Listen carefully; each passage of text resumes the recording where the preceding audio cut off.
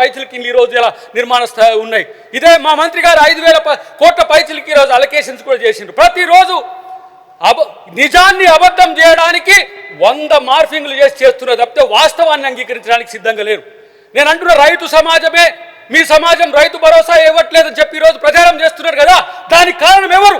8 లక్షల కోట్ల అప్పు నా తెలంగాణ చేసుకోవడానికి ఏమి చేసిండ్రు? మీరు 8 లక్షల కోట్ల అప్పు చేసిండ్రు.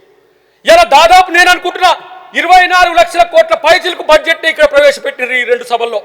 24 లక్షల కోట్ల బడ్జెట్ ఒక తీరైతే ఈరోజు కార్పొరేషన్ల పేరు మీద ఇబ్బడి ముబ్బడిగా ఎఫ్ఆర్బిఎం పరిధిని దాటి కూడా ఈరోజు పూర్తి స్థాయిలో 8 లక్షల కోట్ల అప్పు చేసి 52,000 కోట్ల పైచిలకు ఇవాళ ఈఎంఐల రూపంలో వడ్డీల రూపంలో ఇవాళ ప్రభుత్వం కట్టాల్సి వస్తున్నది. మళ్ళీ పక్కకు పోతారు, మీకు 2,500 రూపాయలు ఎందుకు ఇస్తలేరని మహిళలు ఈరోజు రెచ్చగొట్టే ప్రయత్నం చేస్తారు. ఇస్తాం డెఫినెట్గా.